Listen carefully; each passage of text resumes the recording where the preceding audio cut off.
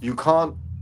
Sometimes you can't make people happy, and Yeah, actually, uh, you can make, what is it? You can make some people happy some of the time. You can't right. make all the people happy all the time. That's just Correct. And that's why you go to Hilda's House of Pain and you get a discount, and they understand that. And that's the important thing. So we're good. now. The Yes. other thing is, before you start the show, I mean, I know you've started recording. Yeah, yeah. Before you start the show, Sure.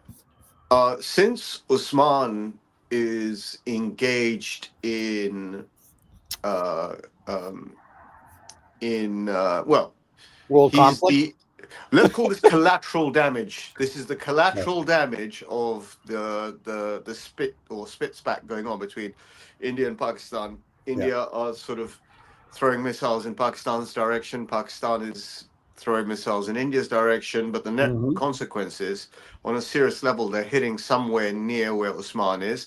Yeah. And in Pakistan, I don't know about India, in Pakistan, when you have these kind of emergency states, there sometimes are power cuts. Some Right. Right. for not because Good. there's deficiency of power, but in For terms good of reason. safety Yeah. Yeah. Yeah. measures No. No. Yeah. and Wi-Fi cuts. There's a lack of consistency. So I guess Usman has a reasonable excuse not to be here today. First of Um, all, here's how I look at this.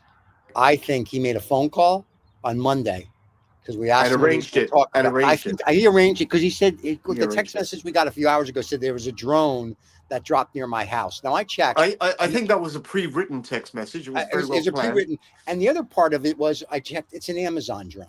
It dropped off a package. So this excuse, the dog ate the homework stuff. Yeah, I'm just saying, just because he couldn't come up with out of 27 Habanos cigar companies, he couldn't come up with a history. I'm just saying. But you were going to give us a history today. So, but all kidding aside, I'm going to give you the history in from my perspective. I like I'm a little bit of a raconteur, as you can tell. ooh, I don't mhm. really talk much, but when I start talking about things I enjoy, I apologize to your listeners.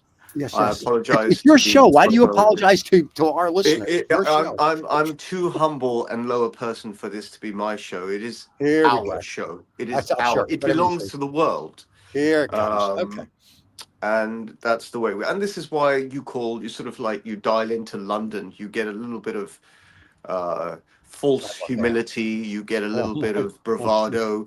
I may not look English, you sound it. I may not look, but surface, but English is my second language. How am I doing? Am I doing okay? Okay. Look, first of all, looks have nothing to do. You look just as English as anybody else, Well, except you. you see, I don't agree with this. We could have a whole topic, We we could will. have this as a topic of the whole conversation. English means English. I don't believe first of all, I'm not born in England. Second of all, culturally, I'm not English. You were born in English Brooklyn, implies right? Anglo-Saxon. Um, Some, personally, this will piss off a few people. I'm not here to piss people off. I'm actually quite an easygoing, calm, mild, passive, placid kind of personality. hold on. I need more Um, scotch, please. Can you give me more? Because uh, the classes aren't working. Yes, More yes, scotch. Thank yes. you. Top it up with some Jägermeister. Yeah. I'm quite a placid person, but I believe that people who are not actually ethnically English, calling Yeah. themselves English, is sort of like, wanting to be something you're not. Be Is that what like you are. saying like African American when you're not from Africa? African American when you're not from Africa. Yeah, I mean, color is a very, and this is something I was going to talk about later on once you started the show, but because Okay. you Do you want haven't me? hit the start button yet, Yeah. I'm Let's talking start it. about it pre the show. This can be part of the show. I don't mind. Oh, Hit the sure. start button. Hit the start All button. right. Here Go we go. for it. Here we go. Here we go. This is 2OF Entertainment. Oh, fucking hell, not the Welcome intro to again. Habanos Saturday, the fastest growing cigar show on YouTube with over 100,000 subscribers. Come join us every Saturday live.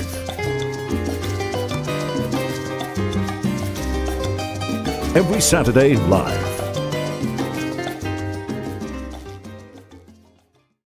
All right. Here we is. Now we're technically live, and my scotch glass is full. Thank God.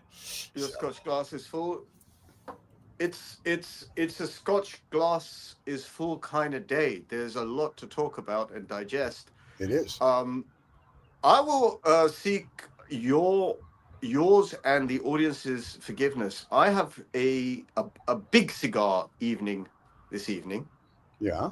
Sorry, I forget to put the phone on silent, and then suddenly, the moment we start recording, ting ting, like I'm sitting pretty for 2 hours, but now, Right. ting ting ting ting ting. Yeah, there's a lot going on in the world that we were going to talk about, but I've been so we were discussing since last week the sort of like the cigar off, Yeah. with cigar history off, right? Which Right. sounds like a Russian Jew. The cigar history off with Usman. Yeah. That's why you didn't And, show. I'm telling you, he started the war. That's why he's not here. well, you say things like that, it reminds me of Billy Joel song. We didn't start the fire. Yeah. It But was no, always burning. All right, that's all we can do before we have to pay royalties. So anyway, but yeah, no, I think he got nervous and he's like, I can't do a cigar off, and I'm gonna call somebody over in India, and they threw a little paper airplane. I think the issue is that with intellectuals, real aficionados, of which I'm not one. Right. They're very, very serious about their intellectual content and their research. Now, Usman, God bless him, Usman does his research properly when he comes on the show. So when he knocks out, I don't know, 10 facts, you know that there is 9 are true. Precision. Me, I air it. You know, I go from, I heard this, I heard that, I heard this, I heard that. In fact, what I did is, now, I don't know if you want to introduce this as a formal. We haven't worked this out in a great way yet, but I don't know if you want to introduce this as a formal cigar history. But without any titles, we can do this in post-production. Okay. Post-production. Have you seen this show? This show doesn't have post-production.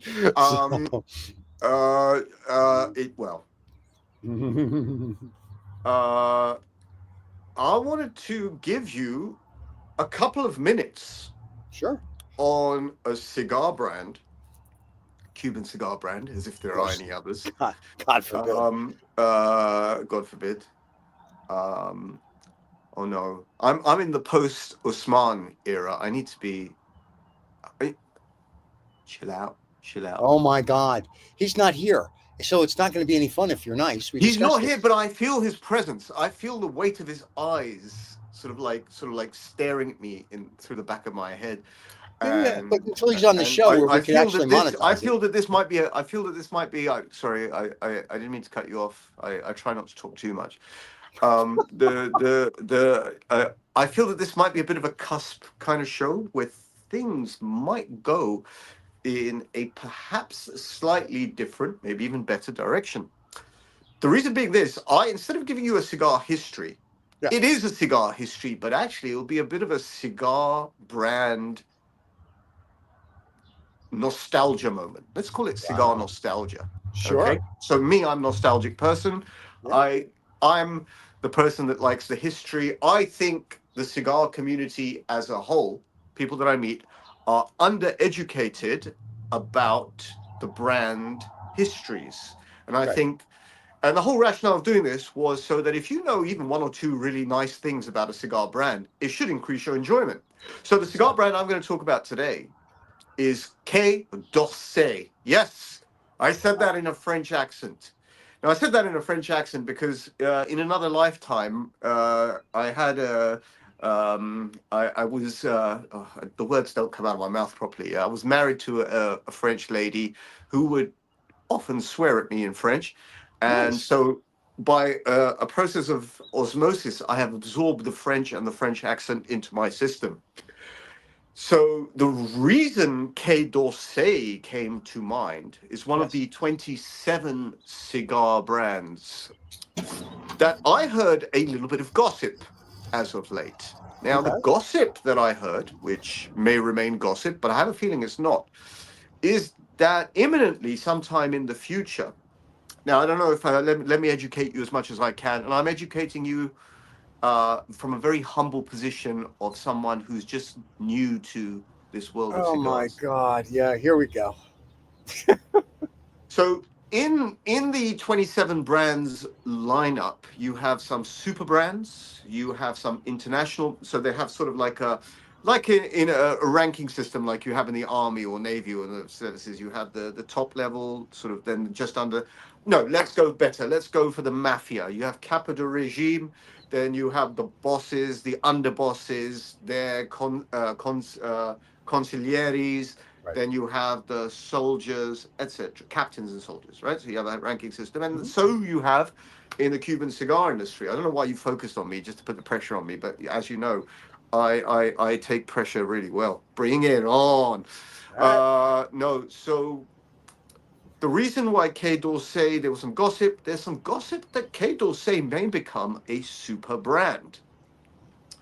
Um, Along the same lines as the other super brands, Cohiba and Trinidad, and Behike being a subsection of Cohiba. So it might become one of these super brands, which which means inevitably the prices are going to go up. That's what super brands are about. But then I thought that is a brand I kind of really enjoy this brand, and I thought I'd give you a little bit of history. So as much as I know and as much research as I did, um, Quai d'Orsay was started up in conjunction with in 1973. It was started up as a suggestion by a group called SEITA, SEITA, which is the, let me try and get this right, the Société d'Exploitation Industrielle des Tabacs et Allumettes.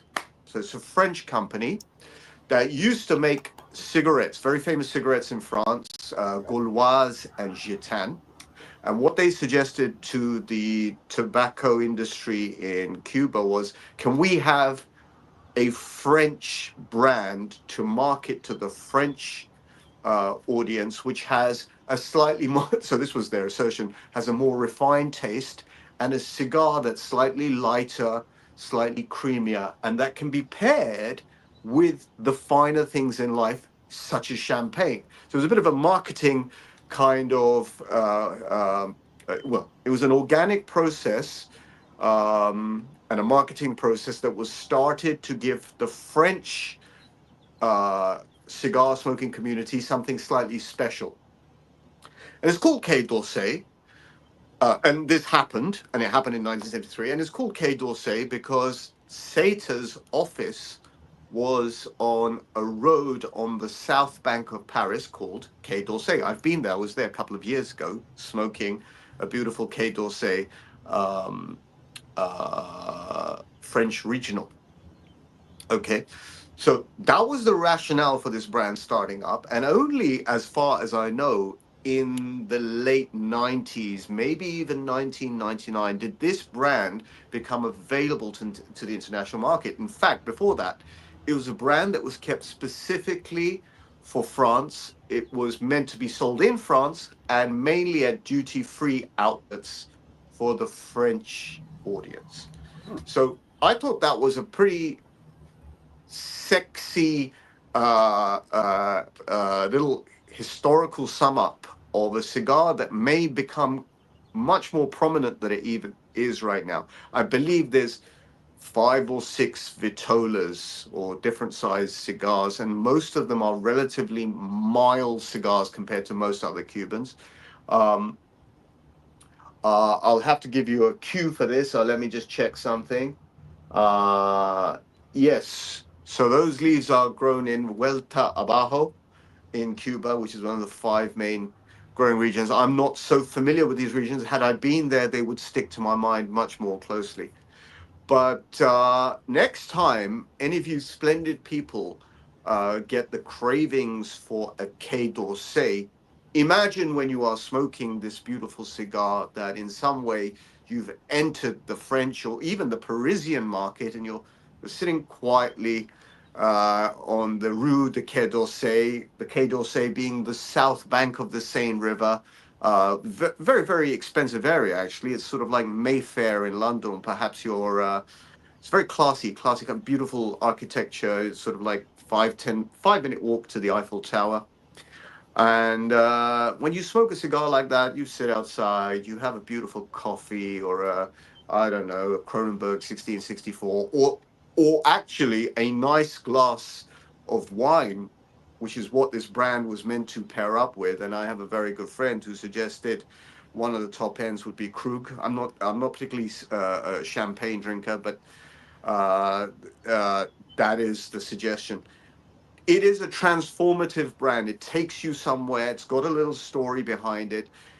It makes you feel slightly different, makes you feel slightly elevated. It was meant to be a sort of much more refined taste. You can see my fingers doing that. Yeah, it was sort of Yeah, sure. a refined. And the one interesting thing, and I asked my chum Christian at Tom Tom Cigars to let me know what is there sort of something interesting about this cigar.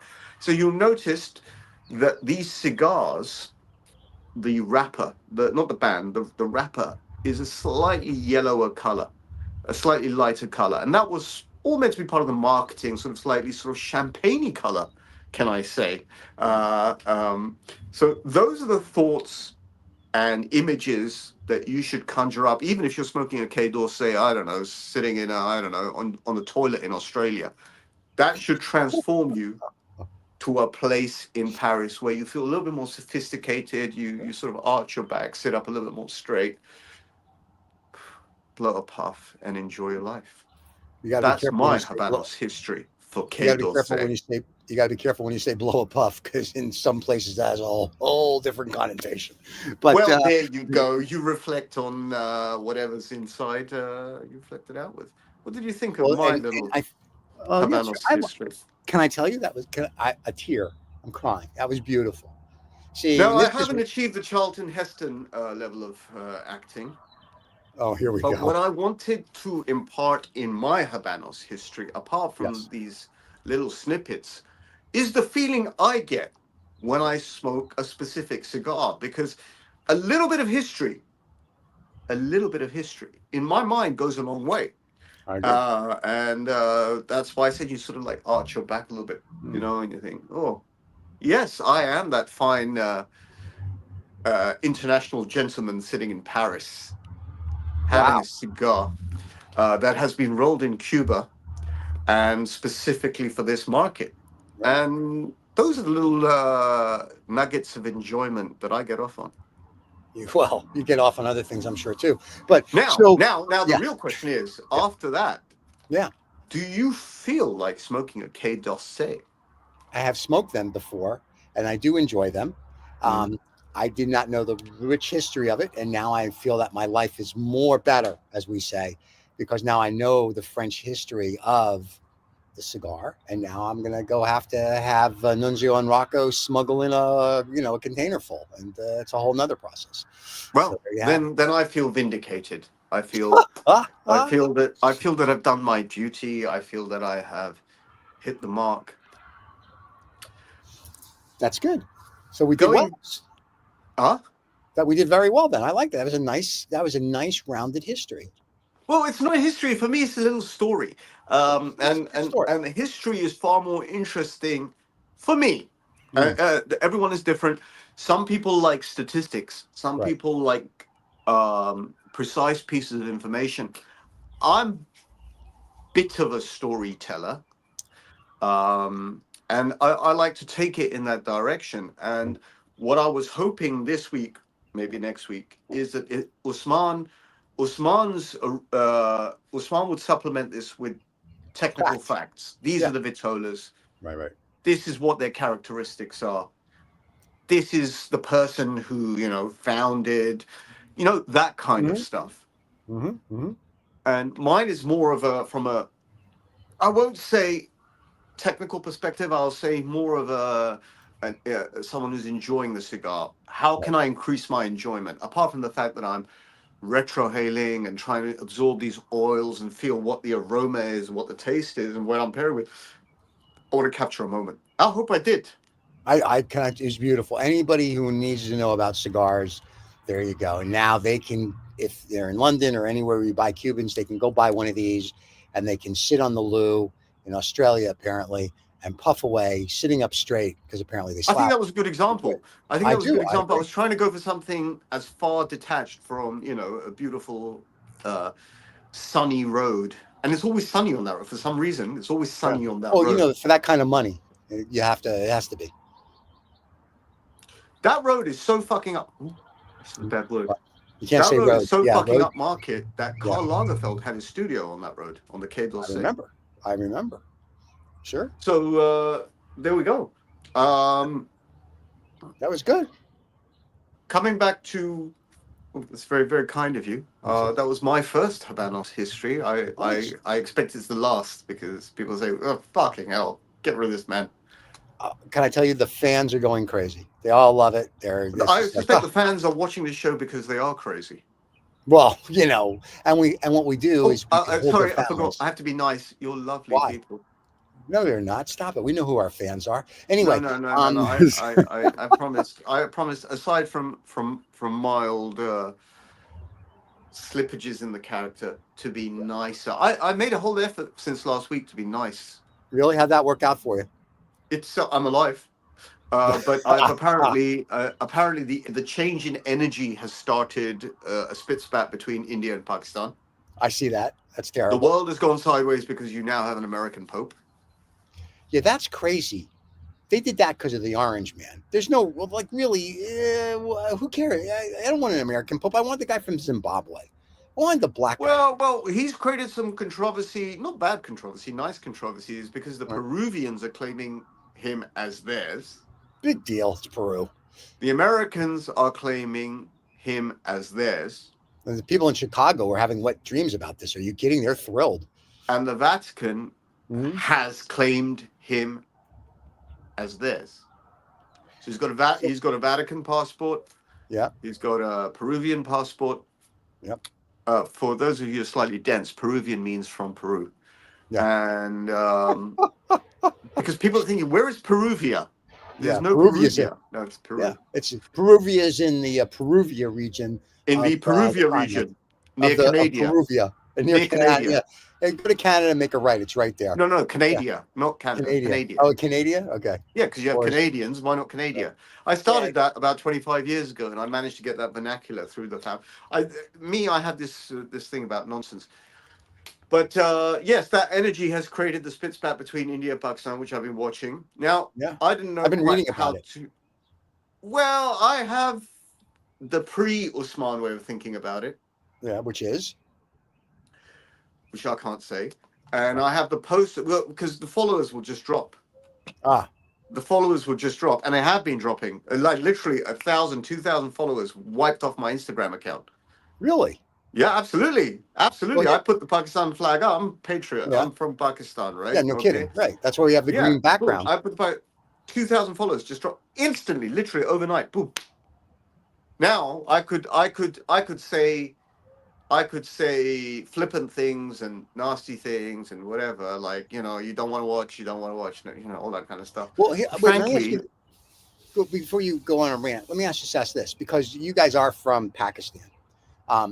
And so I read the articles about, this is the two nuclear powers and blah, blah, blah, and yada, yada, yada. But in a crux for the fans that don't really get it, or that don't know where India or Pakistan is, in a nutshell, can you tell them what this is all about? This is all about a Dr. Zeus, or the way it's meant to be pronounced, Dr. Zeus, but Dr. Zeus book and cartoon that I must have seen when I was about 10 years old. That's what it's about. Okay. Which is? Now, because everyone calls him Dr. Zeus, I'll carry on calling him Dr. Zeus, even though the correct pronunciation is Dr. Zeus. Okay. There's my caveat there, yeah? All right. So Dr. Zeus, the Sneetches. Now, the Sneetches is a beautiful, in that sort of quirky way, it's about two groups of people. There are these Sneetches. Some have stars on their bellies, and some don't have stars on their bellies. The ones with stars on their bellies feel superior to the ones without stars on their bellies. Okay. Right. And there's a middle. So which one is India and which one's Pakistan? In this it really makes no difference. It really makes no difference. Got it. That's the whole point. That's the whole point of the Dr. Zeus version. There's a middleman who comes along and says, well, for $5, I can put stars on your bellies. Gotcha. Right? All right. So what he comes along, he charges $5 for all the ones that don't have stars on their bellies to have stars on their bellies. The ones who had stars on their bellies now feel that they're the same as everyone and want to have their stars removed. So he charges them $5 to remove their stars. Stars. Okay. Do you understand? Yeah, Do you yeah, I understand got it. I get it. the nonsensical? So this comes from zooming out, and one of your other shows, I can't remember which one. I think it may have been Sermon from a German. We're talking about zooming out, right? I think it might have been Sermon from a German. We talked about having a macroscopic view on the world to try and make sense of it, right? Yeah, the Right. person who's in the accident cannot see the accident as well as some, an observer standing at a distance. And in this particular instance, the technicality is, the technicality is that when India and Pakistan were divided and became independent nations in 1947, they were basically done on sort of a partition line was drawn based on where there were Muslim majorities. Okay. In terms of geographical land, where are there Muslim majorities? Basically, that was the rationale. Okay. Now, Kashmir was included in that, but it was disputed by India because whilst Kashmir had a mainly Muslim majority, the chap in charge was not Muslim, so he said, "We'll go in this direction." You understand? So this has created a disjoint that has lasted 47 to now. How many years is that? 63? No, 63. But lots of years. Like 80 years. Something like this, however long it is. Okay, my mathematics has gone sideways. I used to be very, very good at mathematics, but since the Alzheimer's and dementia has been kicking in, my numeracy and literacy has fallen, and therefore I compensate with words. And You only use the best words, my friend. Only the best words. Right now, India claims that Pakistani terrorism has been affecting them as of late. Pakistan claims, what a bunch of fucking nonsense, show us some evidence, that we don't need to show you some evidence, we're going to attack, and all that fucking crap, yeah? Right. When I say all that fucking crap, right, I think the fucking crap is on one side, by the way, yeah? But everyone go fuck themselves. It's my opinion. You can put it in the bin, right, okay? I won't tell you which side I'm on, but I do like the green curtains that you've got at the back. Yes, that's why we have the green curtain up. But I won't tell you which side I'm on. No, of course not. Of course not. Because as a Pakistani patriot, I cannot take sides. Okay, which is good that you're down the middle like that. I'm down the middle. I try to look at both sides of the argument, and I always make an effort to come to a moral and ethical decision. So in this particular instance, I think one side is a scumbag, and I won't say which side. Of course not. God forbid. So, but let me ask you this: isn't there a way? And I mean, I know you don't sit in the parliament of either, but isn't there a way for them to resolve this peacefully, or is this literally just like we're back in like the 2nd century, and this is just a religious war? Well, many people have put it that well, there's some interesting spin-outs, and people may be wondering the relevance of this to a cigar show. Well, this is what people who smoke cigars talk about. And we fix the world by talking about it here, right? Okay. I'm only talking about it because I find it it's kind of like on topic, but many people say that because Pakistan has shot down some of these very sophisticated Rafale jets that India has, that China is pulling the strings. You know, we talked about this on some other show, that it's not the people in power, it's the people who are above that who are actually in power. Everyone else is a fucking puppet, yeah, right? So it's all this kind of sort of like smoke and mirrors, and then you have global war analysts who are actually looking at the situation very carefully and trying to work out how is Pakistan doing this. I won't take sides. I won't tell you which side I'm on. Once again, that's okay. But Pakistan are doing really well. But I won't take sides. I'm not. Let me be very clear. I'm not a partisan human being. No, I'm a partisan human being. I'm a partisan human being. Non-partisan. No, right. No, I got that. No, but I've read some articles in the FT about it. So, and Wall Street Journal. For those who don't know, the FT is the Financial Times. Yes, sorry. I'm sorry. I'm snooty like that. I like to just, talk in snooty terms. Snooty or snotty? Could be, depends on my mood. Yeah. Unlike you, didn't take a pledge to be nice to people, so I don't give a shit. It was a self-determined pledge. I think that was a nice thing to do. No, it's because Usman made you feel like he gave you Jewish guilt and you believed it, and now we're putting up with it. So there you go. So Jewish guilt. I never. Jewish guilt. Everybody knows Jewish guilt. So I mean, I've heard this expression before. I just don't get it. well, it's probably just like It's called Pakistani guilt. in other words, called emotional blackmail. Mm-hmm. Yeah. But, Jewish guilt. We invented that. It's great. When I was a kid, my grandmother, if she said something and you didn't do it, she'd be like, "Oh, you don't love your grandmother." You'd be like, "I," Oh, yes. and then you would have to go and do. It's just all mind games to screw you up. And then as you become an adult, then the women in your life give you Jewish guilt, and then everything's Jewish guilt. So now when my friends around the globe try the Jewish guilt, I'm like, dude, I got 8 billion years of Jewish guilt. I'm good. Like there's no, I could care less. So that's all it is. But I find it fascinating that in this day and age, with all the technology and with everything that we have, that whether it's India and Pakistan, whether it's China and Taiwan, whether it's whoever and whoever, even Israel and whoever's trying to kill them this week, that we just can't get along on the planet. I'm fascinated by the stupidity of human beings because at the end of the day, we're all Cain did kill Abel. Well, yeah, it's a Jewish thing. It's just how it works. That's how you get control. If Cain killed Abel, yeah, and they were brothers, and if we're going to go according to myth or folklore or science, however you that's in the Torah, so that's true. That's okay. So. Well, I believe there. So let me be clear about this. I believe there is a level of truth to all of these things. These are stories and texts that have been passed down through generations, and even if you don't believe them literally, they come from something of value, in my opinion. Right? I agree. But if we take that perspective, and I'm taking that perspective, then the first brothers one of them killed the other, and it's in our inherent nature to dominate or subjugate over the weaker, and that's just the way it is.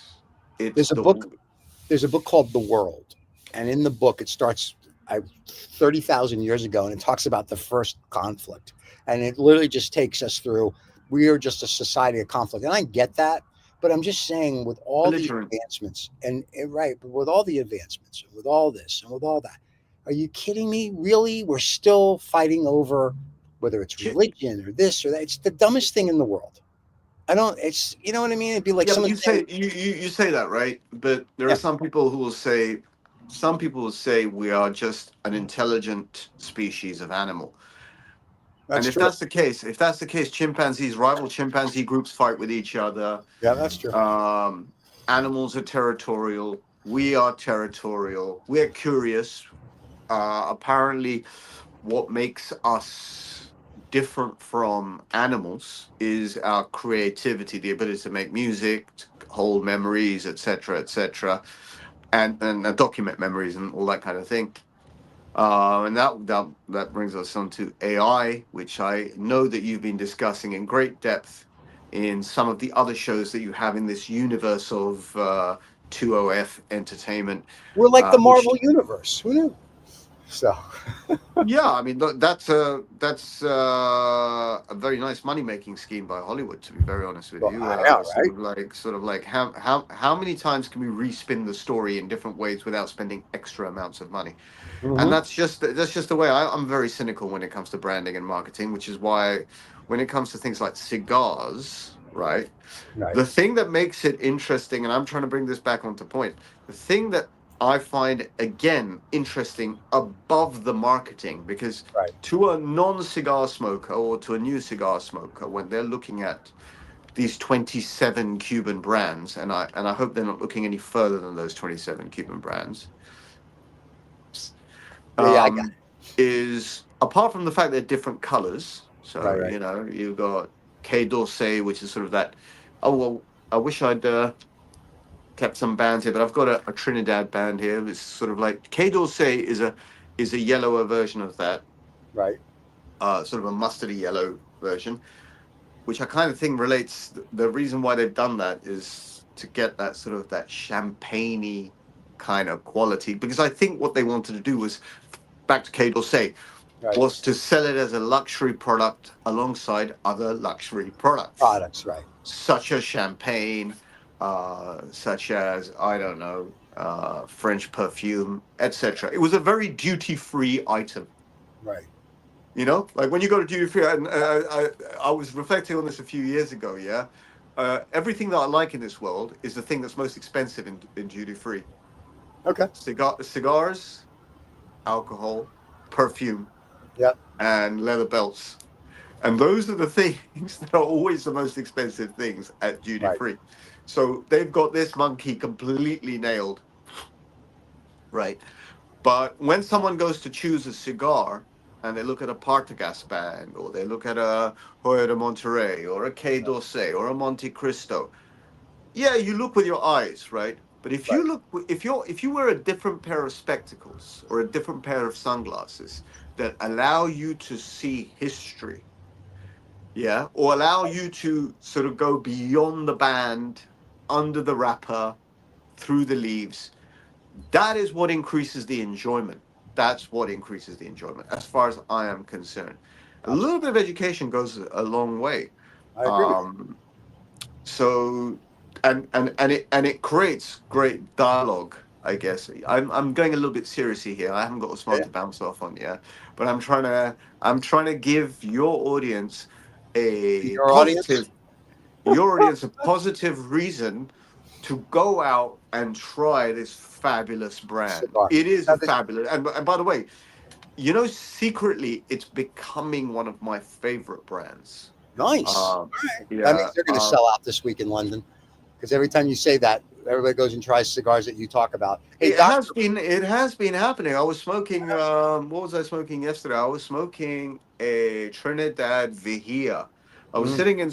I went out on a brief appointment with a friend of mine, Jow, and he brought along some Vihias, nice. Trinidad Vihias, which is basically a shorter Fundadores. Right. Or Fundador, sorry, singular is Fundador. And I'm getting very conscious about this because all these names are in Spanish. Right. Most of these names, not all of them, most of these names translate to, they're plurals. So if you have a single stick, you have to shorten the name. So Fundadores is the size of a cigars, but Fundador is a singular. Gotcha. So I'm just trying to exercise my discipline in this to have a better understanding. But I was smoking this, and so I happen to know in London the Cuban lady Ana Lopez, who was responsible for the blending and creation of this cigar. So when you have those things circulating in your head, your mind is slightly somewhere else when you're smoking a cigar. It's not just a cigar. It's sort of a little bit of a history lesson. It's a little bit of a journey. It's a little bit of a memory. If you're smoking a cigar from 1998, and you know it's a cigar from 1998, apart from enjoying, hopefully it's aged well, hopefully it's given you something, but you can transform yourself back to 1990. Where was I in 1998? And this was a cigar that came out that year. So those things should hopefully put a smile on your face, increase your enjoyment, and create love and peace in the world, as I have now chosen to do. Whatever. Chosen to do. Really? That's I just threw up in my pants. I found that my belligerent nature was literally getting on the tits at some people. Really? Yeah. I really feel bad for them. As do I. Yeah. I don't really feel that. As do I. Do you feel that there's a level of falseness in my delivery? Yeah. Because I talked to you before we went live. So yes. This is a man trying really hard to be a better person. Yeah. You can stop. You're good. Am I not going to win that one? I don't think. Yeah. I think. Listen. Here's how I look at it.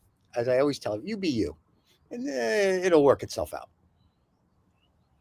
But I'm trying so hard to be someone else. Yeah, but the problem with that is then you're going to put lipstick, a wig on, and a dress. It's a whole thing. Just be you. It's better to be you. And Dr. Bob's Nightmare says Cameroon. I'm assuming he's either from Cameroon or he's talking about cigars that you get with Cameroon wrappers. And no, and there you go. So. Okay. Cameroon. I do know a brand that's associated with Cameroon. Sure. very strongly associated with Cameroon. That's Mirafel cigars. There you go. I tried one last year. It was the Mirafel Richard or Ricard. I remember that because we talked about that on the show. Yeah, beautiful band. I mean, it's like a laser cut band. It's Yep. one of the prettiest bands in the industry. That's the best thing about that cigar. Yeah, I was going to say, because you said the smoke was horrible. I may have As said you that said. in a different lifetime. Let me Oh just my say God. that it was not to my palate. It He was said it not to my sucked and it palate. was crap. Let's just get down to it. It was the worst Unfortunately, ever. I have you to fill in the missing Yes. lines. So I have to speak Risen. It's a tag team event. It's a tag team. When I tire out, you take over. That's the way it is. There he goes. So I'm becoming the new you. Awesome. That's great. So the New York Jew and the Pakistani. There's a show.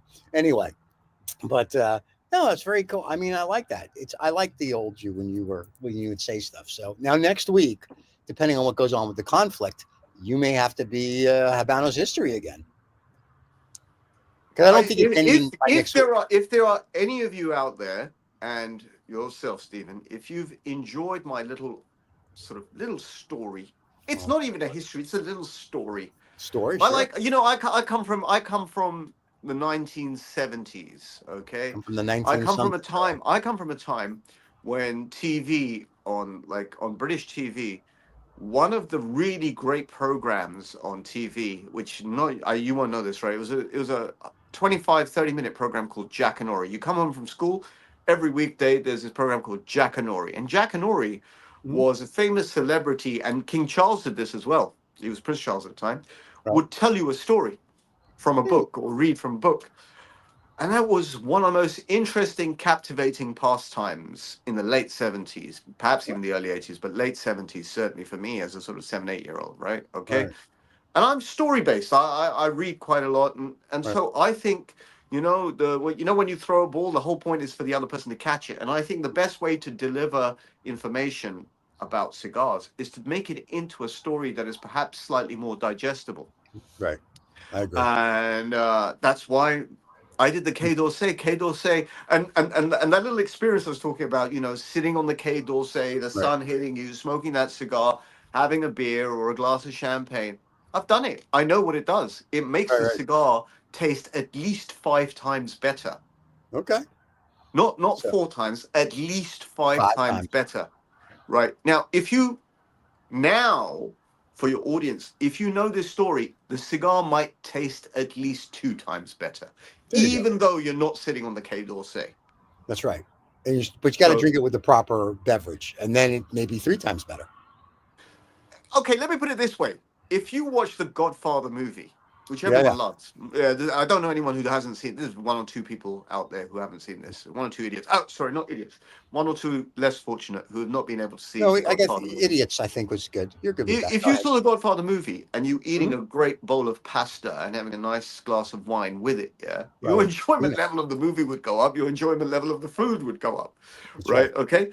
So I think, apart from pairing cigars with, whatever, a whiskey or a rum or a glass of champagne in the case of a Quai d'Orsay, or my go-to drink is a Coke Zero. I think everyone that I smoke with knows that I have to have a Coke Zero with my cigar. Okay. And some people then talk about pairing with great food or great music or great company. I think the invisible element that people forget to pair a cigar with, or they simply don't know, is if you already have that history sitting in your head, that's that invisible story that's going on in your head whilst you're smoking a cigar. That's true. I agree with you. And so who talks about these things? I do. The show does. We're the only show that actually talks about this. Oh, now it's we, is it? Before it was Reza, it's your show. It's your history. Sorry. Now all of a sudden, now you're taking the credit, are you? Is that the way it is? You sort of you're a contrarian. Whatever I say has got to be the fucking opposite. Oh, sorry, I said the bad word again. Yeah, opposite was that terrible word. I think we're going to get canned now. We're going to lose people. But let me encourage. No. I say this to you, Stephen, as well. I encourage all of you out there to have one beautiful fact. Yep. Or story about the brand you're smoking, even if it is a shit cigar, which is like a non-Cuban, right? Okay. Even if it's a shit cigar, well, it may increase your enjoyment, you see. Right. If you know one thing, you don't need to know three things. You don't need to know a million things. You need to know one thing that puts a smile on your face when you smoke that cigar, right? Except if it's a Apart Rocky from your own Patel. memories, apart from your own memories of the cigar, know something about that. Right. Except if it's a cigar. Rocky Patel, even if you know all the facts, it's still a shit cigar. Sorry. So there you have it. I Go ahead. That's what I thought. it Listen, won't stop people like me.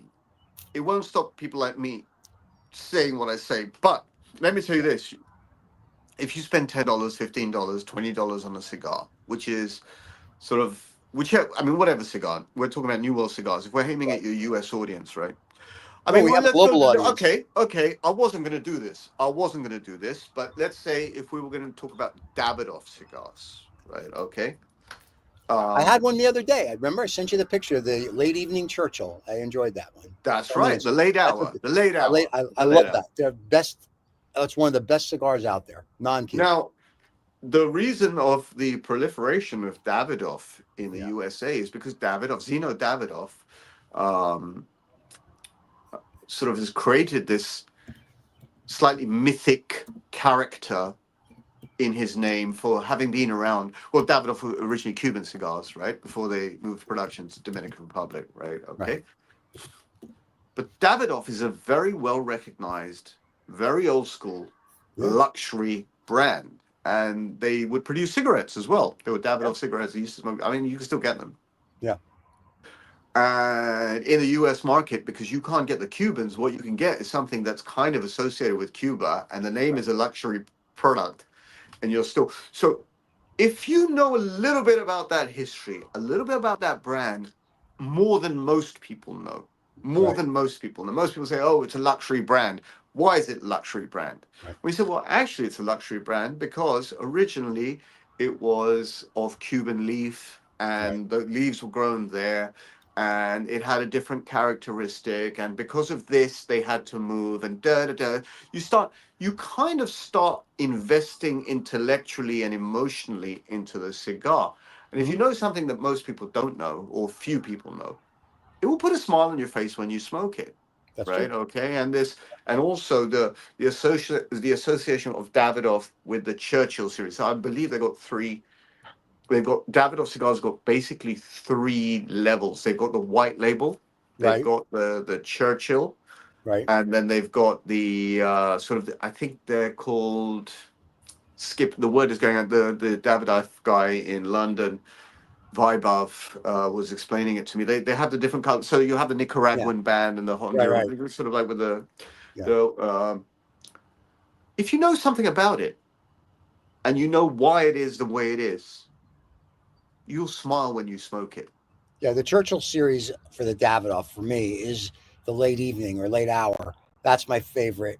Like, other than my CAO, which I know you make fun of, that's when, like, at nighttime after I've had a big meal, that is my favorite cigar to sit out and just enjoy, like I did that the other night. So that one I enjoy tremendously. Let me encourage you to find out one or two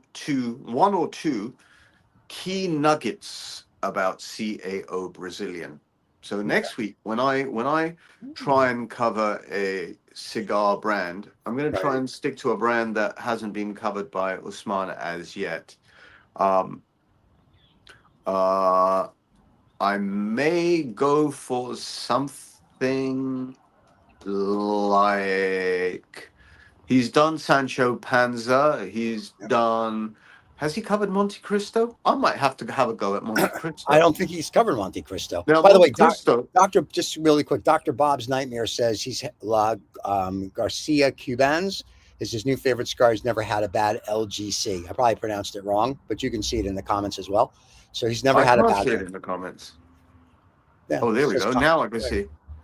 La Gloria Cubana is my new favorite cigar maker. Never had a bad La Gloria Cubana. I've agreed. I've had them. I wonder if he's tried the podium by any chance, the one that was done for the French Olympics or in commemoration of the French Olympics. You never know. I've had those. They're a good smoke, and even their U.S., if you will, non-Cuban are good smokes too. So there you go.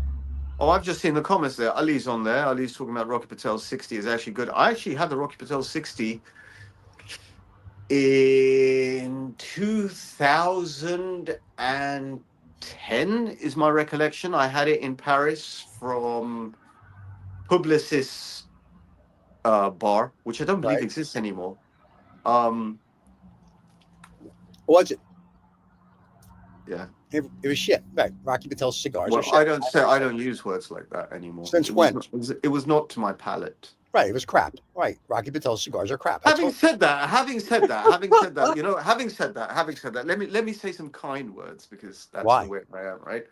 Okay. Someone said to me recently, it may even have been Usman who said this to me recently. He said Ooh. that Cuban cigars taste better in Cuba, right? Yeah, he said that last week on the show. He said that on the show.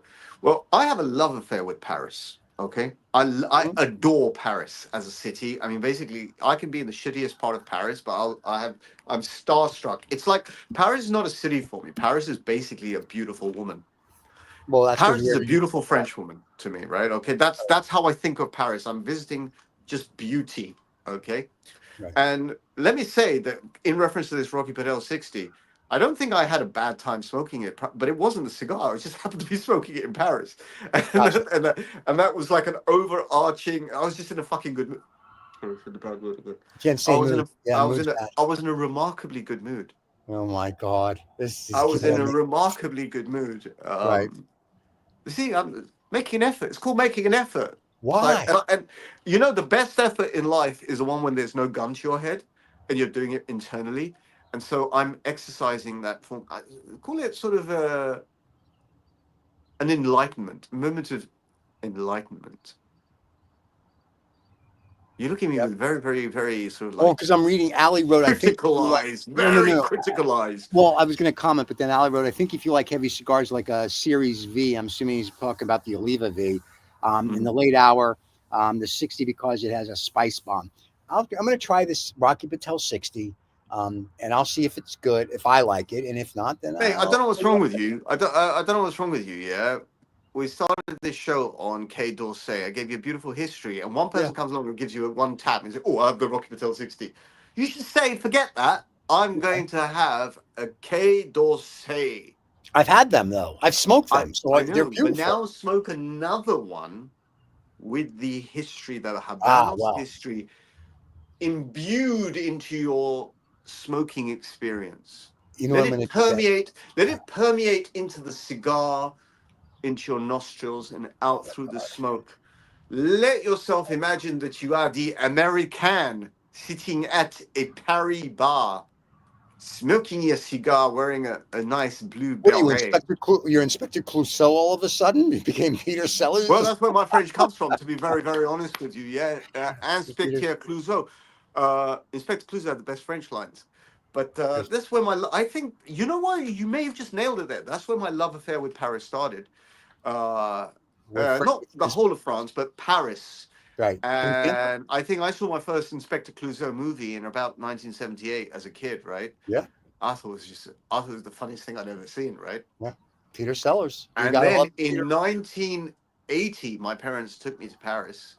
I was gobsmacked. And ever since, I'm in love with that place. Paris can do no wrong with front. Yeah, I'm just in love.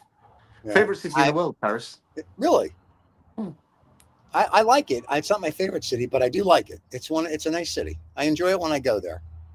And then they've got that little museum called the Louvre that takes 7 weeks to go through. But if you do a guided tour, get through it in about 8 hours. So, you know, if you're trying to get you know what, the Louvre Museum is like a fine cigar. There we go. I'm not letting go of this cigar analogy, right? Okay. I figured the Louvre Museum is a fine cigar. It goes in stages. You can't rush it. You've got to really absorb it.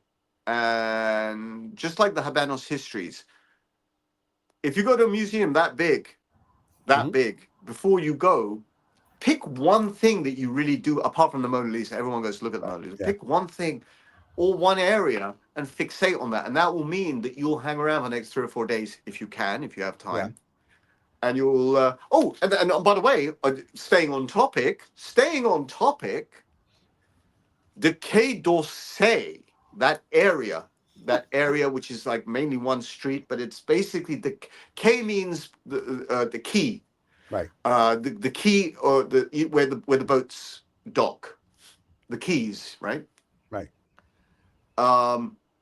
The Quai D'Orsay has its own very famous museum. It's called La Musée d'Orsay, Okay. where there is a lot. It's a focus on impressionist art, and you've got your Renoirs and your Degas there, Sure. not Degas, and your Manets and Monets, etc., etc., etc. I can't quite believe this. As much as I'm in love with Paris, as many times I've been to Paris, I have never actually been inside the Musée d'Orsay. So that's one for me to live for. All right. And You know, you before could I take go, that train through the channel, and you could just I just used be to, there. but I've done it. I've done it all. I've done the train. I've driven to Paris Yeah. a million times. I have. I've even. This is some while ago. This was out of pure fucking desperation. This is when when the volcano went off in Iceland and all Yes, the I do. flights. I All the will flights tell you around it. where. And I couldn't get a train ticket, and I had to go to Paris. I even took a Yeah. coach to Paris.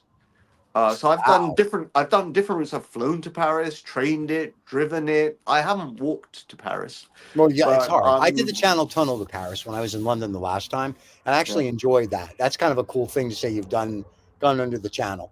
it's wonderful.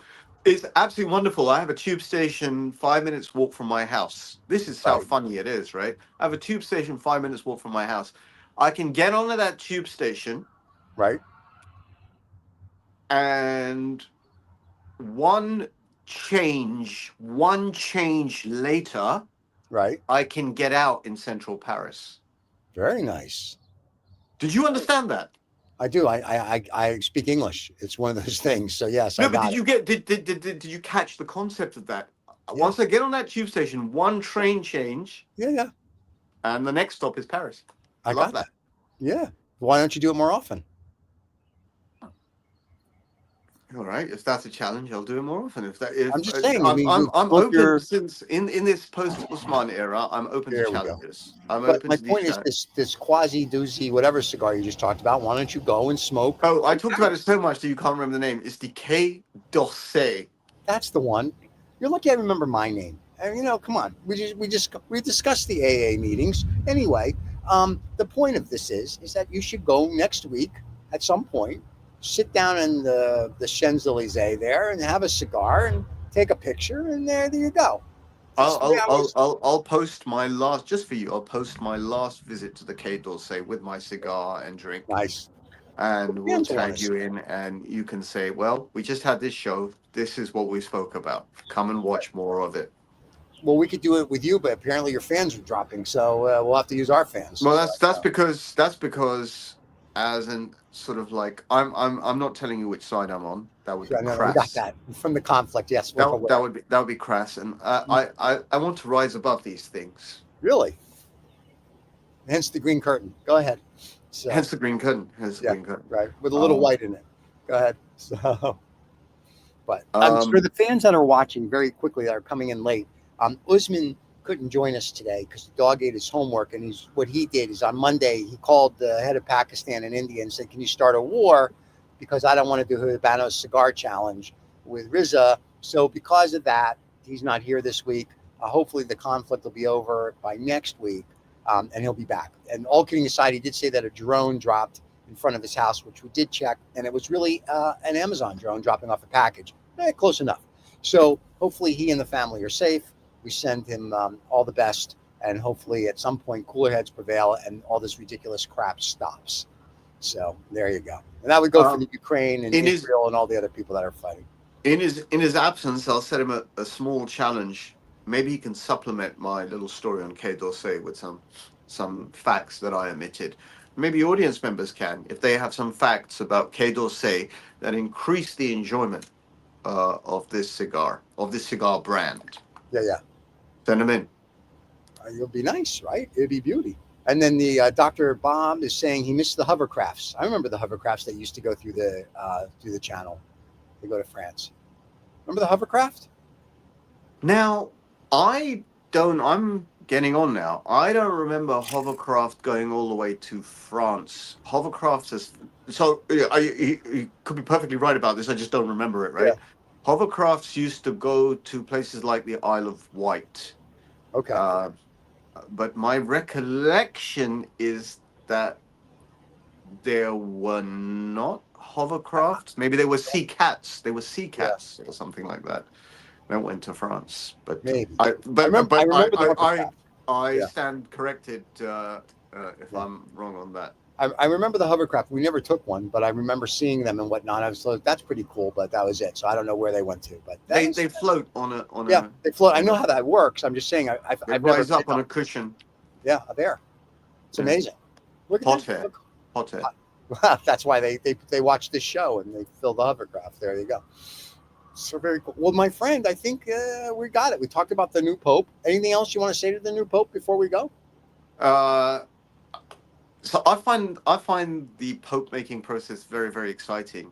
Why? Again, this is a history thing. It's a history thing. And if anyone doesn't know, they should watch this movie Conclave. And it's not because of Conclave. It's a great flick. I've always been fascinated with this mysterious institution called the Vatican. I've always been fascinated with it because it's quite fascinating. I've been there maybe 2 times, 3 times, Right. and I get lost into the artwork and architecture, but mainly the mythos behind it.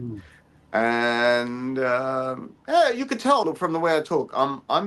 I like the sort of history, the narrative, the story and there's always a story, and the story makes everything more enjoyable, I think. Yeah. I agree. So when it comes to this Vatican thing, when it comes to the Pope, so I get the feeling that Pope Leon the 14th, or Leon is the Latin name, Leo the 14th. I have a feeling he was Pope Francis's well-wisher and sort of right-hand man, because he apparently is going to carry on with that kind of sort of smiling, laughing, much more digestible format of Catholicism. Maybe he's going to let the popes finally marry again, like they did back until the 600 CE, where the pope's like, no, you can't marry. That'd be awesome. You could have popes and penguins marrying. You have little baby penguins. Who knows? People make up. I think that was unkind. People adapt doctrine to whatever suits a consensus. Right. It's very few people who go out there and change the narrative. But let's see what he does. He looks like an interesting fellow. He looks like a normal fellow. They're all normal before they become Pope. I was just going to say, I could be the Pope. Well, not really, but I mean, I could. The first Jewish Pope. Come on, that'd be cool. I hope you don't forget people like me when you become Pope. I'm already the dictator of the world, so I still talk to you. You might be the first Pope walking around the Vatican smoking a CAO Brazilian. I was going to say smoking. No, I smoke Cubans. If I'm the Pope, I'm smoking Cubans because it's not illegal there. So there you go. So and a Davidoff every now and then, which we have to say, Rizza had an orgasm in December with Davidoff's Year of the Snake. So let's just let's not forget that. And then Dr. Bob's Nightmare says drone cigar delivery would be a game changer. Yes, it would. Oh, that would be awesome. So any cigar, because lightweight product, relatively lightweight product. Could you imagine if you had a cigar store anywhere in the world and your client calls up and goes, "Listen, I need a box of whatever," and it'll be there in 20 minutes, and your drone dropped it off? That I would be ordering all the time. That'd be awesome. Actually, that's it's all going to happen in the next 30, 40, 50 years. All these things are going to be happening. It's just now talking about them is just more fun. But these things will be part of everyday life. Well, this is if we survive the next 30, 40, 50 years. Because you've got stupid going on in Eastern Europe. We've now got stupid going on in, that other part of the world. You got stupid in the Middle East. I mean, you have China and Thailand. It's if we don't all come together, there's not going to be 30, 40, 50 years. I'm just saying. It'll be. Well, let me say this to you. On the cusp of World War One, or on the cusp of World War Two, people would have had that same sort of sinking feeling to some extent, right? Okay. I think the world is not necessarily going to stay bad, but I think there is some trend towards closure coming. That's what I think. Yeah. And I think that's the UFO alien things that we talk about, but that's I think so. I think so. I actually watched that show of yours that I wasn't able to participate with, and I was sort of kicking myself, if you could kick yourself, that I wasn't there because I had a few choice things to say. That's when the other Reza can. Why don't you say them now? I think I just did. I said them in the most harmless way possible. Yeah, pussy. Anyway, maybe we'll do another UFO show on this. If Usman's not here next week, because we did a UFO pyramid show a few weeks ago on the Cigar Show, I mean, we can actually do that. I would have. I mean, I wish you'd stop calling them UFOs. They're not UFOs. What are I they? think this culture of calling these things UFOs just creates a mystery. They're just aliens. Finally, just accept. We've been visited by aliens for the last 100,000 years. This is throughout any bloody history. No, You millions. said this. You said this very well. In fact, I found that your version of it was the clearest version. It's all around you. Yeah. It's all around you. The fact that not you, I mean, as a society, as the fucking alien hasn't appeared, the spaceship hasn't appeared over New York, is not the issue. All these things have appeared before. Right. Throughout history. That's what we were discussing. I mean, I'm inclined. Yeah. Like, I don't. It's not about belief or anything like that. The evidence is in front of you. It's everywhere. It's absolutely everywhere. The evidence is there that we are not the most intelligent version of humans or any other species that's ever existed. We think we are. This is a narrative. You might even be able to go back 500 years ago and sort of, if you could see us in the future, say, well, we've got a lot more technology, but we're still as dumb as we always were. Yeah. Right? We've got a lot more technology. We've got more tech. But as a human species, we're still hell-bent on wiping each other out. So we're still in the... Maybe one day this will be called the Dark Ages. The enlightened Dark Ages. Like, we're so smart. We have so much literature. We have so much history. We have so much reference to positivity, and yet we still behave in such belligerent ways. Like Neanderthals. Here's what's really funny, though. Think about when AI finally takes over. AI will be smart enough, and I said this on the show, so for you people that want to know what we're talking about, it's called Sermon on the German. You can either see it, get it on wherever you get your podcasts on this channel, or you can see it in our playlist. But what I said was, who's to say that humans aren't just AI that was created however many, whatever years ago? The other thing is the AI we're creating at some point is going to look at us as like, you're dumber than a box of rocks. I'm going to get rid of you. Well, sorry, Karen. Yeah. I was going to say the other thing which I find fascinating is that, I read books on Egypt and all these history books, which I like. And I'm fascinated with the fact of how they were able to make these monoliths and these engravings and whatever. And, they had like these little bronze tools, they say. No, I don't think so. There's no way you can do what they did with, and people go, no, they did it this way. Then go ahead and try it. And when they try it, they can't make what they made. So nobody wants to admit that there was advanced technology, say, 1 million years ago. And at some point, they were like, yeah, we're going to go somewhere else. This is now I can get controversial, and I don't mind. Sure. This is basically a Western philosophy where science just started with Isaac Newton, right? Okay. Yeah. Fuck that. Oops, sorry, bad word again. Fuck that. Yeah, Isaac Newton's a bad word. Mm-hmm. No, it didn't. Okay, this is a Western narrative that we are the most intelligent, most that's ridiculous, most accomplished. It clearly is ridiculous. Just because you can make a bomb, it doesn't mean you're intelligent. It means it means you're stupid. I mean, these are Alfred. Is it Alfred Nobel? Yep. Alfred Nobel, after whom the Nobel Prize is named, was mildly embarrassed, to say the least, that he would die being remembered for the creator of dynamite, as the creator of dynamite.